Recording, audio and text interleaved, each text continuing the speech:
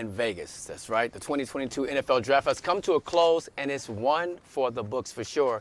Las Vegas saw NFL draft records broken, multiple star wide receivers traded in the first round, and quarterbacks suffering historic falls into the third round. Now, the Jets, Ravens, and Eagles were winners of the 2022 NFL Draft, as well as the University of Georgia, which had 5 defensive players drafted in the first round, the most by a single school in NFL history. The school also setting an NFL record for most players drafted, with a total of 15 players headed to the league. A total of 4 punters were also taken in the 2022 NFL Draft, marking just the second time since 2000 that 4 punters were selected in the same draft.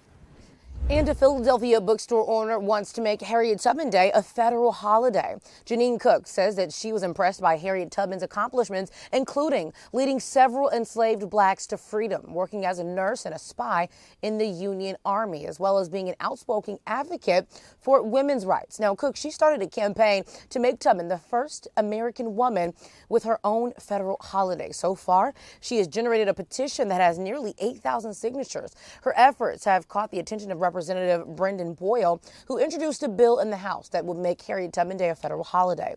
This isn't the first time Capitol Hill has tried to honor Tubman with a federal holiday. Now, back in 1990, Congress passed a joint resolution, to designate March 10th as National Harriet Tubman Day.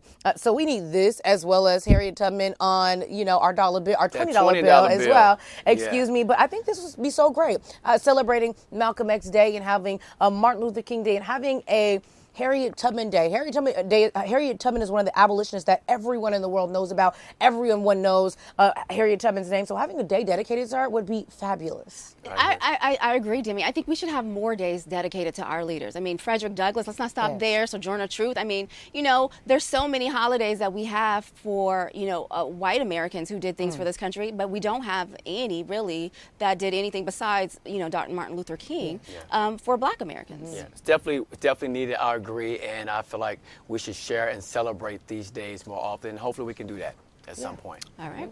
And Netflix is in the hot seat again, this time for laying off newly hired writers and editors for their website, To Doom. The site is composed of mostly women of color who were poached from other major publications and promised good pay, editorial independence, and exclusive interviews with Netflix talents. Well, ultimately, they were hired to expand the diversity of the team. Well, now that the streaming giant has lost subscribers and stocks are taking a nosedive, the team of mostly black, Latino, and Asian women have been let go with no notice that they were losing their jobs. They've been offered 2 weeks of severance pay, but despite the layoffs, Netflix says they have no plans to get rid of the site. They say it remains an important priority for the company.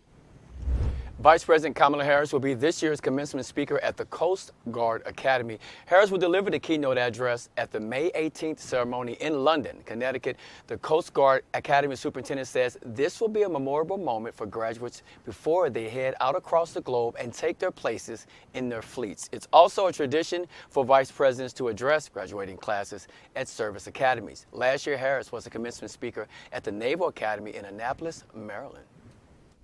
Decorated veteran and pioneering civil rights lawyer Johnny Jones Sr. has died. Jones graduated from Southern University and was drafted into the Army in 1942. By 1943, he rose to the rank of warrant officer. Jones, he received his law degree in 1953 and was quickly recruited to help organize the United Defense League's 8-day bus boycott in Baton Rouge, where he defended protesters. Now, as civil rights protests spread throughout the South, he also represented students in drugstore sit-ins. Now, last year, Jones was awarded the Purple Heart by state officials at the old state capitol in Baton Rouge. He was 102 years old. And the Senate has confirmed the first black woman as the top federal prosecutor in Northern Ohio. Marissa Darden is the first black woman to be appointed to the role. President Biden nominated Darden for U.S. Attorney General in November, but her confirmation was held up in the chamber for months. Darden will succeed Jason Herdman, who was appointed by President Trump. Now, Herdman stepped down in January of 2020. Darden will take over at a time when shootings in Cleveland are spiking. The city has over 360 homicides in the last 2 years, which is the highest of any city in 2-year stretch since 1982.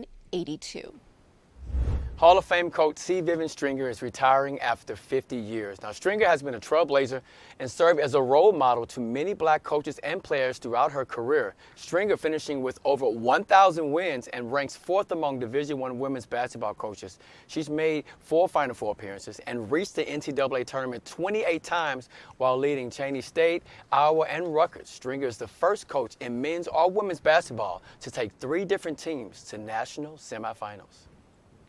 A nonprofit group plans to restore a Savannah home used by a black artist during segregation. So the historic Savannah Foundation, it bought the former home of Jackson Kia to save it from demolition. Kia used the home to start her own museum because as a black artist, she wasn't allowed to enter other museums during segregation. After she died, her house deteriorated and faced a risk of being torn down. The historic Savannah Foundation was able to close on the property after a 2-year legal battle in probate. And investors in Orlando are threatening black home ownership in the area.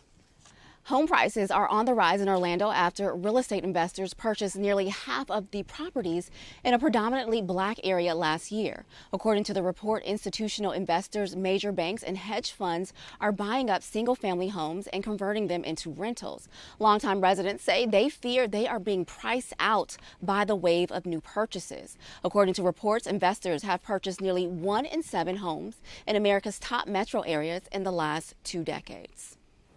Magic Johnson says Dr. Anthony Fauci helped him overcome HIV. In a recent appearance on The View, the former Los Angeles Lakers said Dr. Fauci was one of the doctors who helped him understand and treat HIV after his 1991 diagnosis. The NBA star retired in 1991 after announcing his diagnosis in a press conference. Magic coached the Lakers for 1 season and returned to play for a season in 1996 before permanently retiring.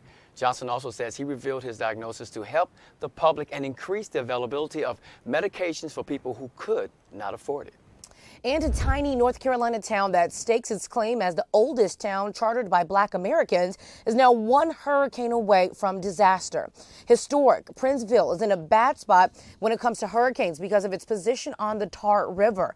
In 2020, Congress approved nearly $40 million to better protect the town. But as another hurricane season is approaching, nothing has been done. The town was incorporated in 1885. It's named in honor of Turner Prince, an African-American carpenter who was a slave and became one of the town's first residents. The town has endured lots of racism, bigotry, and attempts to erase it from existence. Despite the delays and challenges, those who live in Princeville say that they aren't ready to give up just yet. Residents say if freed slaves built the town, they can keep it going despite the floods. And Central Michigan University is being accused of racial discrimination for cutting its men's track and field program.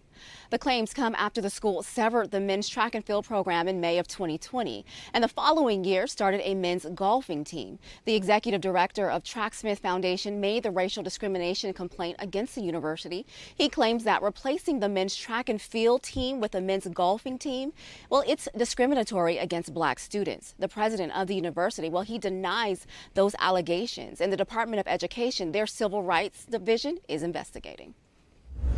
General Motors is honoring one of the first black Marines in World War II. Morris Ruffin worked at the GM plant in Flint, Michigan for 34 years. He died in 2004. In his honor, the plant gave his family a service award. GM says the award was just a very small token of appreciation for 34 years of hard work. The company called Ruffin both a trailblazer and an unsung hero. And by sharing his story, a light has been shined on the well-deserving veterans.